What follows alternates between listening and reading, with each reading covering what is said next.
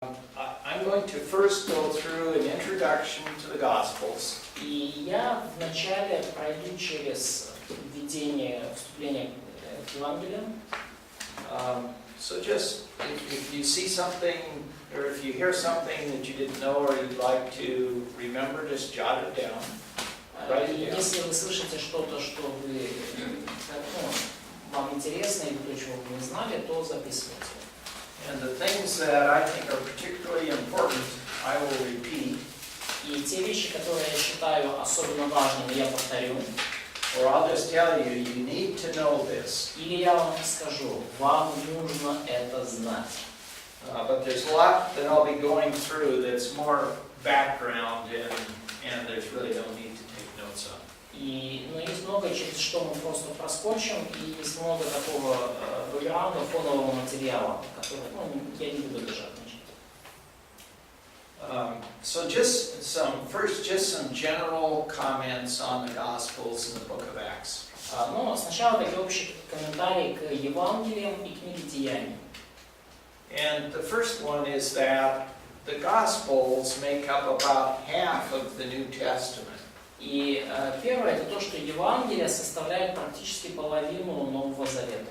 So out of the 27 books in the New Testament, 4 of them are almost half of the New Testament. Вот из 27 книг Нового Завета 4 составляют половину.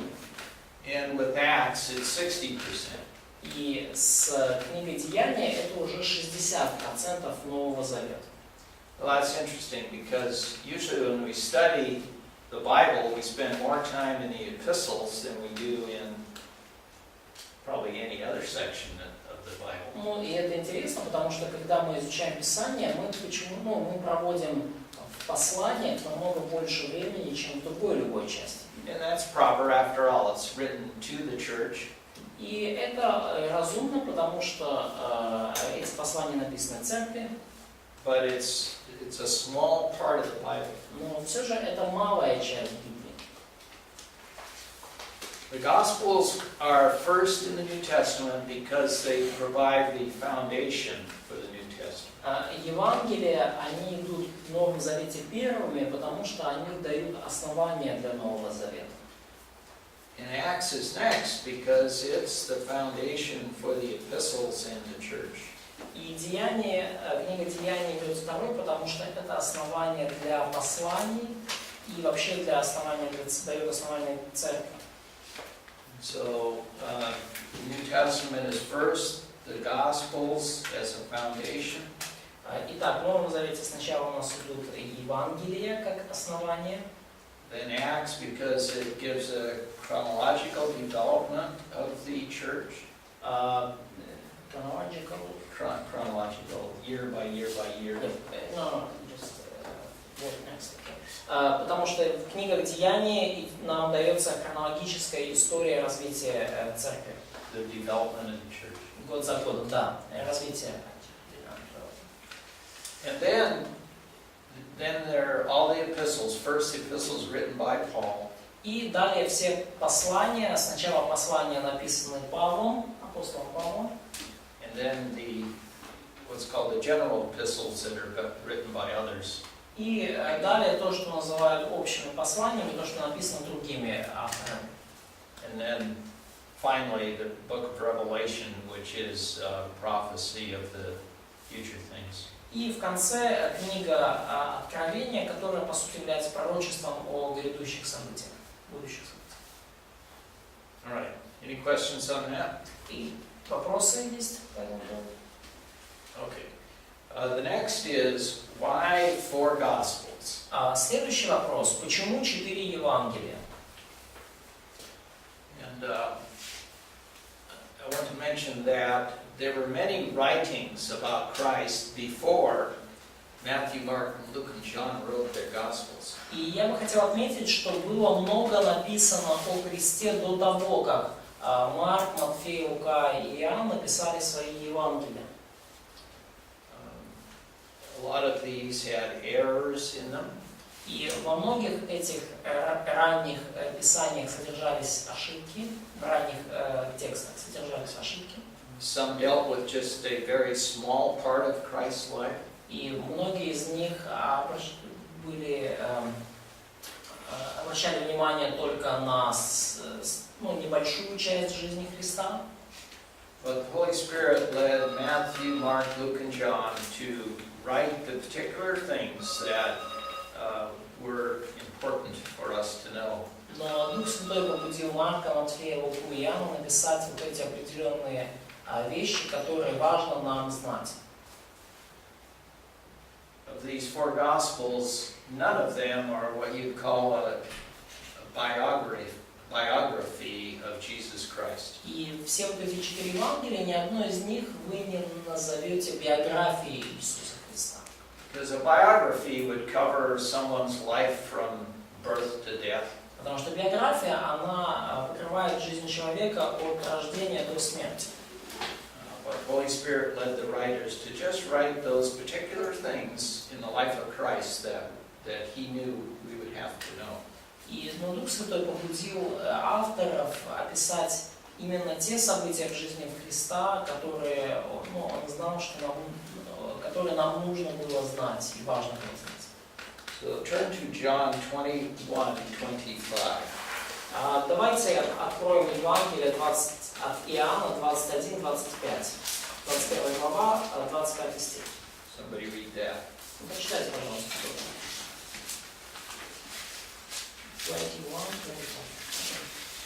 21:25. Многое другое сотворил Иисус, но если бы писать о том подробно, то, думаю, и самому миру не уместить бы написанных книг. So there's a lot that Jesus did that's not written in the four Gospels. И есть много из того, что сделал Иисус, что не записано в 4 Евангелиях. All right. Now we're going to focus on some on the four Gospels: Matthew, Mark, Luke, and John. И дальше теперь мы сфокусируемся на 4 Евангелиях: Матфея, Марка, Луки и Иоанна. At the time Christ was born, careful students of the Bible should have been looking for him. В то время, когда родился Христос, внимательные исследователи Библии должны были искать его, ждать его.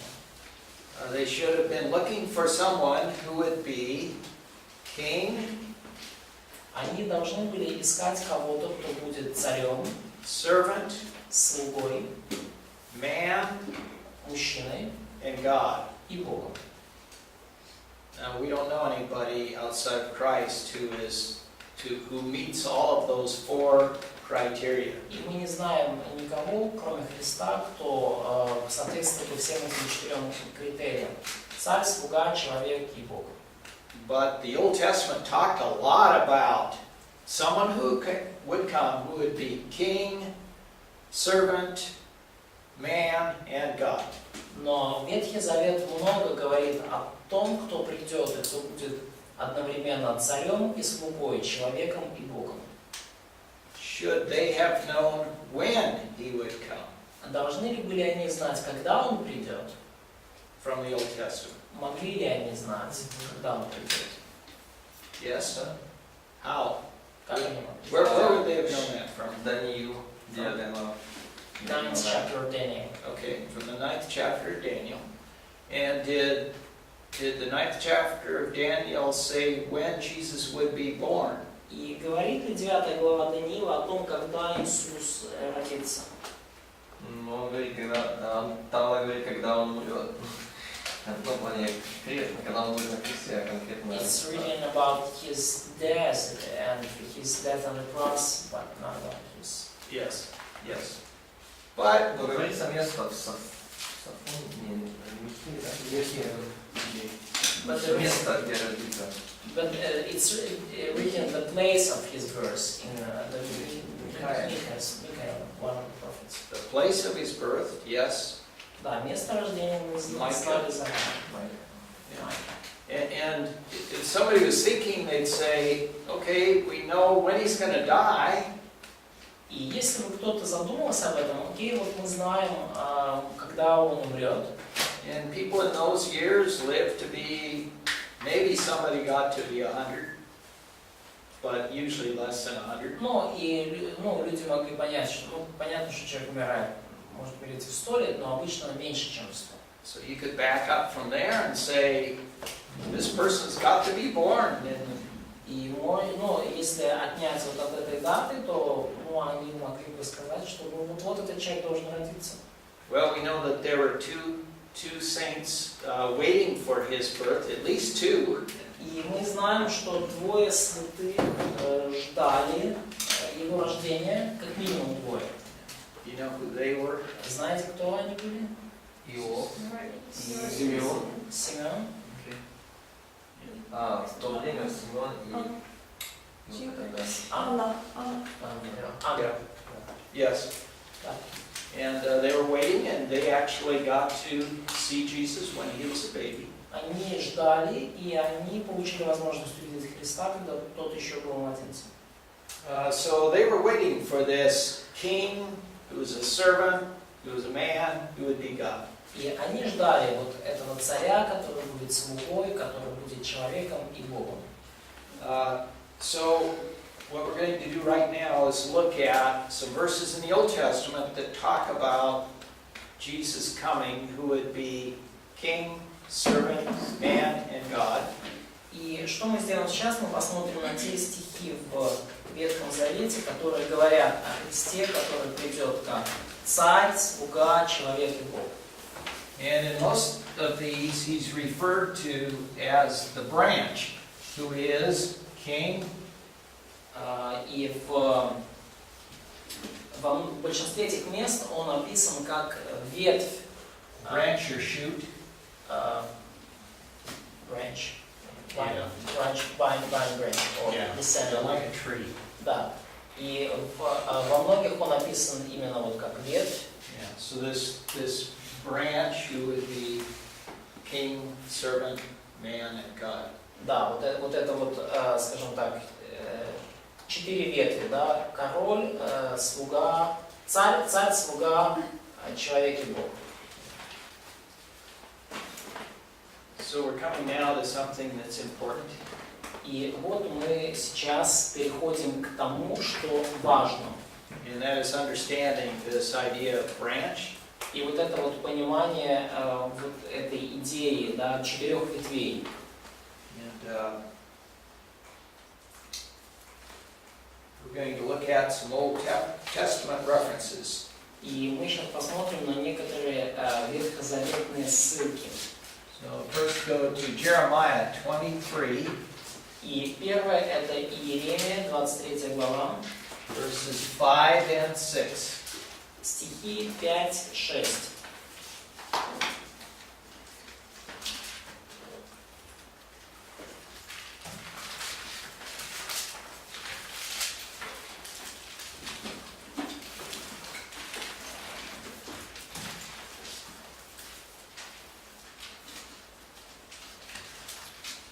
И вот наступают дни, говорит Господь, и восставлю Давиду отрасль праведную, и воцарится царь, и будет поступать мудро, и будет производить суд и правду на земле. Во дни его Иуда спасется, и Израиль будет жить безопасно. И вот имя его, которым будут называть его, Господь оправдание наше.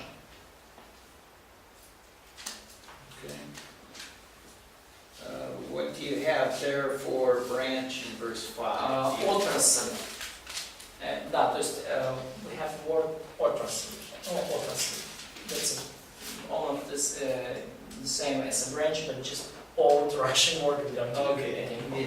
Okay, but it says branch anyway, huh? Yeah. Okay, and Да, то есть сейчас с вами по-моему переводим. ветвь написано. Ветвь, да. То есть идея именно, да, ветви, branch of David, is it? Yes. Yeah. Ну, с ветви Давидовой. So it's just the descendant of David, who would be what? Это потомок, то есть речь идет о ком? О потомке Давида, который будет кем? King. King, sure.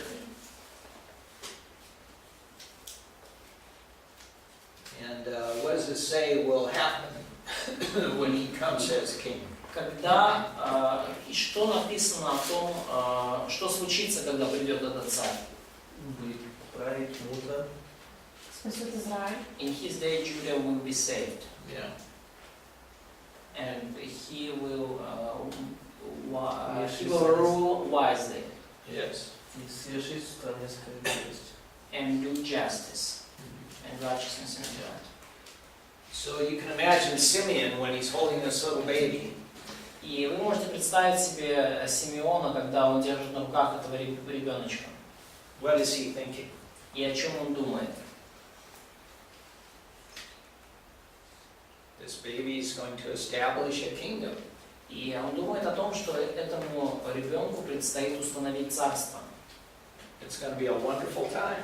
И что будет чудесное время. Israel will turn to God. И Израиль обратится к Богу. We'll have security. И будет безопасность. Yeah. And it's going to be the golden age. И будет золотой век впереди. Okay. Next, let's look at Jeremiah 33, 15 through 26. И дальше давайте посмотрим Иеремия 33 с 15 по 26 стих. All right. So we're in the process of reading this. Да, итак, читаем. «В те дни и в то время возвращу Давиду отрасль праведную, и будет производить суд и правду на земле. В те дни Иуда будет спасен, и Иерусалим будет жить безопасно, и нарекут имя ему, Господь оправдание наше. Ибо так говорит Господь, не прекратится у Давида муж, сидящий на престоле дома Израилева, и у священников левитов не будет недостатка в муже пред лицем моим, во все дни возносящим все сожжения и сожигающим приношения и совершающим жертвы. И было слово Господне к Иеремии. Так говорит Господь, если можете разрушить завет мой о дне и завет мой о ночи, чтобы день и ночь не приходили в свое время, то может быть разрушен и завет мой с рабом моим Давидом, так что не будет у него сына, царствующего на престоле его, и также с левитами, священниками, служителями моими. Как неисчислимо небесное воинство и неизмерим песок морской, так размножу племя Давида, раба моего, и левитов, служащих мне. И было слово Господне к Иеремии. Не видишь ли, что народ этот говорит, те два племени, которые избрал Господь, он отверг, и через это они презирают народ мой, как бы он уже не был народом в глазах их. Так говорит Господь, если завета моего о дне и ночи и уставов неба и земли я не утвердил, то и племя Иакова и Давида, раба моего, отвергну, чтобы не брать более владык из его племени для племени Авраама, Исаака и Иакова, ибо возвращу пленных и помилую их». So there's a lot of information about that time when this one would come to reign as king. И здесь дано много информации о том времени, когда вот этот некто придет и будет царствовать. I think Simeon knew this passage very well. И мне кажется, что Симеон очень хорошо знал этот отрывок. Okay, one more in the Old Testament, and that is Isaiah 11:1. И еще одно место в Ветхом Завете, Исайя 11:1.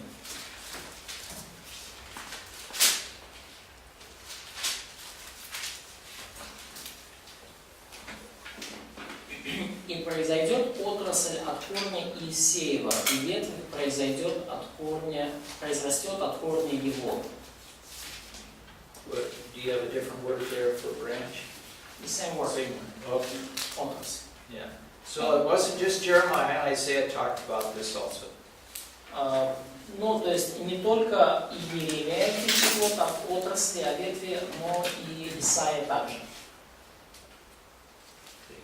Now we'll go to the New Testament. И вот мы переходим к Новому Завету. So Matthew 27, verse 11. Матфея 27 глава, 11 стих.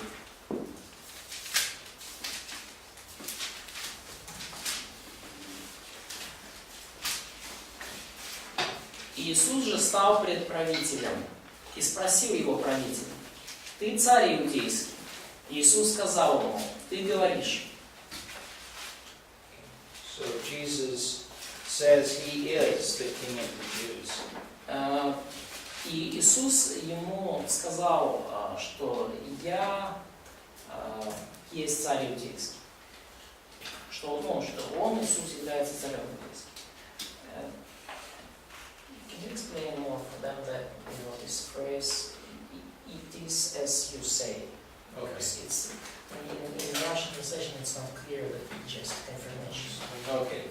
The people were accusing Jesus of claiming that he was the king who was to come.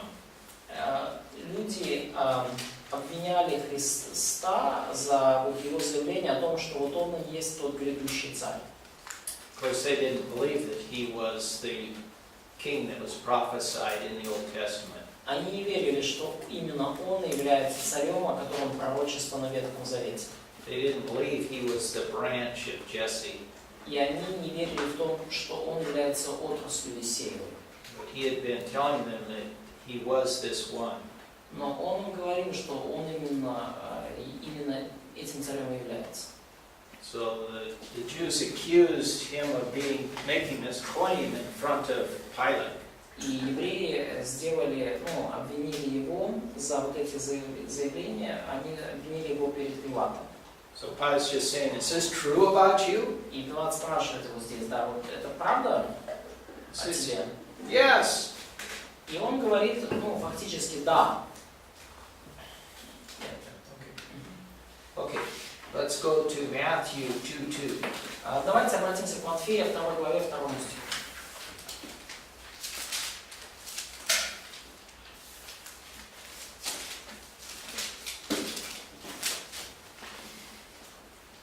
Где родившийся... Let's read 1 and 2 so we get it. Когда же Иисус родился в Вифлееме, с 1 стиха 2 главы Матфея, когда же Иисус родился в Вифлееме иудейском во дни царя Ирода, пришли в Иерусалим волхвы с востока и говорят, где родившийся царь иудейский? Ибо мы видели звезду его на востоке и пришли поклониться ему. So, it was well known who the king was who was prophesied to come. И было хорошо известно, что, кем будет этот царь, и были пророчества о его приходе. And, when Jesus was born, he was recognized as this king who would come. И когда Иисус родился, в нем увидели того царя, который придет. Next, we'll move to servant. И вот это то, что касается царя, и дальше мы передвигаемся к второму аспекту, это слуга. And we'll look at the Old Testament. И давайте посмотрим также сначала Ветхий Завет.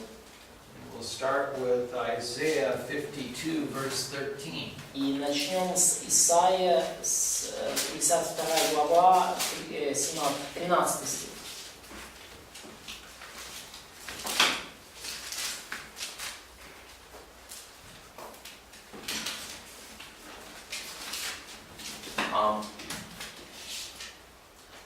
Вот раб мой будет благоуспешен, возвысится и вознесется и возвеличится.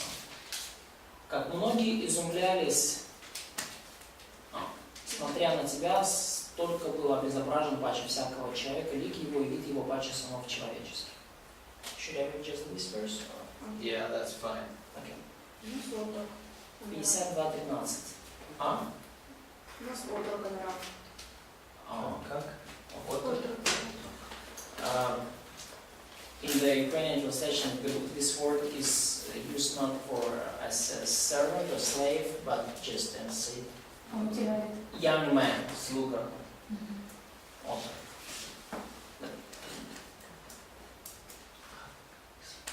In which translation? Ukrainian translation. Yeah, I don't know. The Hebrew word is translated as slave, servant, manservant, subjects. Все, в принципе, да, все еврейское слово переводится как слуга, раб, подданный, подчиненный. I don't see any times when it's translated just as a man, but it is a man, a male servant. Но это нигде оно не переведено просто как человек, но в любом случае это человек, но слуга мужского рода. Мужского пола. The next one is Следующее. 53, 2 and 11. Исайя 53, 11. 53, 2 и 11, да.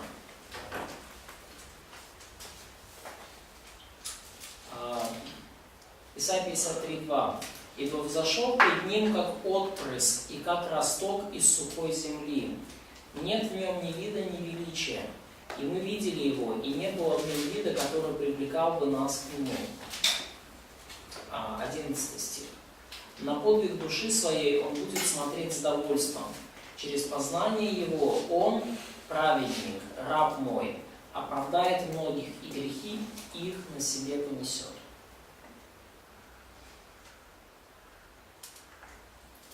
Does Ukrainian Bible have the same word there? В украинской Библии те же слова там. Yeah, that's the same, Same word. same word, same step. But we see another reference to my servant. Но мы опять же видим вот эту еще одну отсылку к мой слуга, мой раб. And a branch. И моя, мой, здесь как росток или да, отпрыск. То же самое слово, да, отрасль. And then next one is Zechariah 3:8. И следующее это Захария 3:8.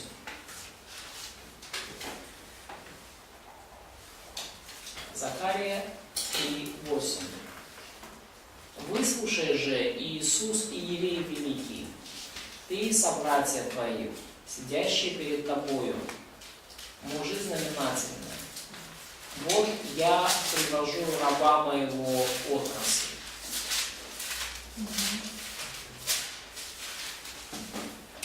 So we see multiple times in the Old Testament where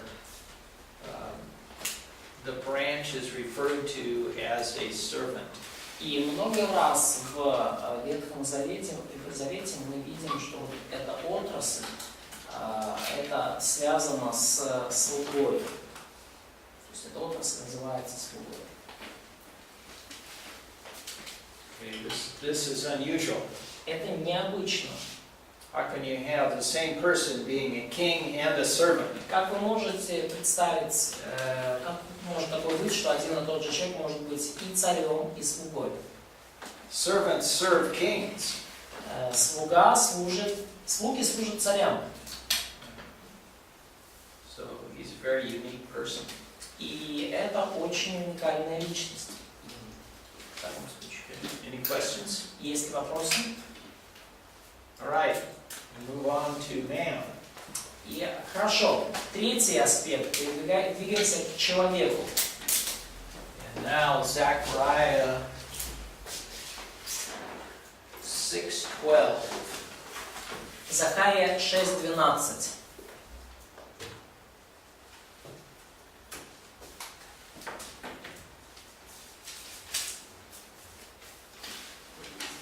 Захария 6:12.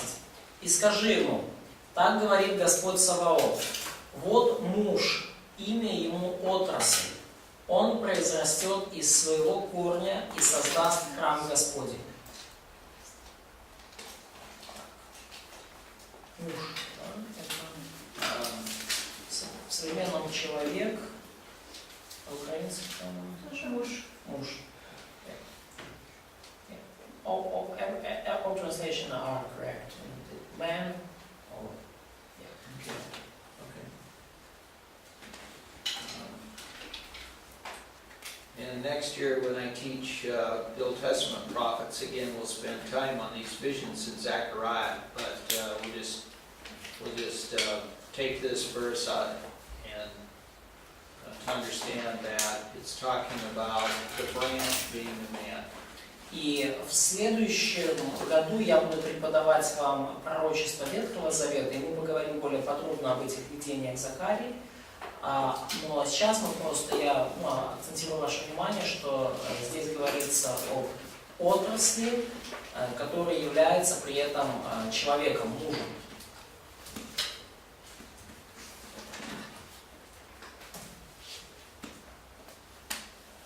Okay, now, Luke 19:10. Луки 19:10.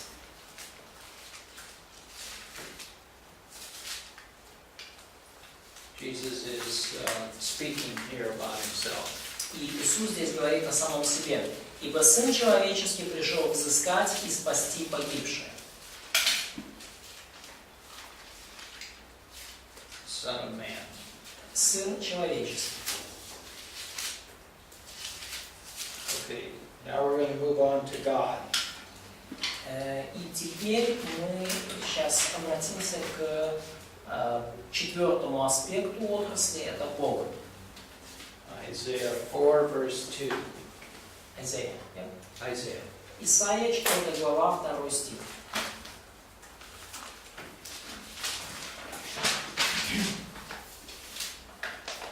Исайя, 4 глава, 2 стих.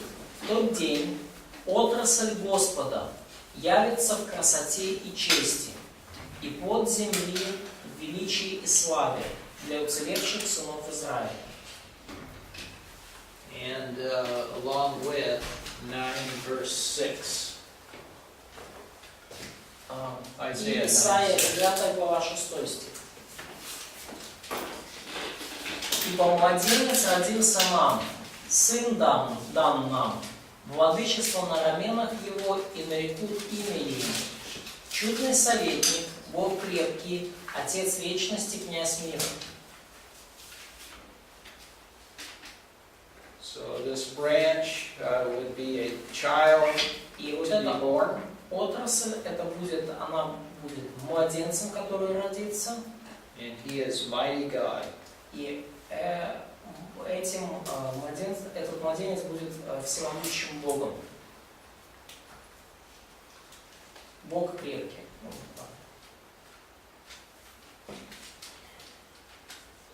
All right. So you see in the Old Testament, it talked a lot about this one who would come, who would be what 4 things? И вот мы видим, что в Ветхом Завете сказано много о том, кто придет, и что он будет кто? 4 вещи. Царь. Мужчина, человек. Слуга Бога. King, servant, man and God. Yes. And if you're a student of the Old Testament and you lived before Jesus was born, И если вы, допустим, вы исследователь Ветхого Завета, и вы живете до Рождества Христова, you'd be looking for this one. и вы будете искать вот этого кого-то, And you'd know approximately when he would be born. и даже вы будете примерно знать, когда он будет рожден. So if you say lived 300 years before 300, if you lived 300 AD, or 300 BC, И, например, вы живете в 300 году до Рождества Христова, до нашей эры. you'd say, well, maybe my great-great-grandchildren will see him. И вы так думаете, ну, может быть, мои пра-пра-правнуки увидят такие. But if you lived at the time of Herod, Но если вы живете, например, во времена царя Ирода, you would say, maybe I will see him. вы уже скажете, возможно, я его уже увижу. Okay. All right. Now, I want to talk about Jesus and how he's presented in the 4 Gospels. И я сейчас хочу поговорить о Христе и о том, как он представлен в 4 Евангелиях. And in Matthew, he is primarily presented as king. И в Евангелии от Матфея он в первую очередь представлен как царь.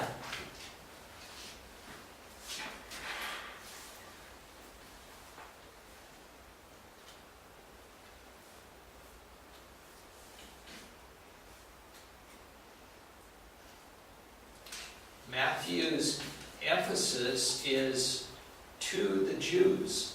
Акцент Матфея, Матфей акцентирует в своем Евангелии то, что важно для евреев, пишет для евреев.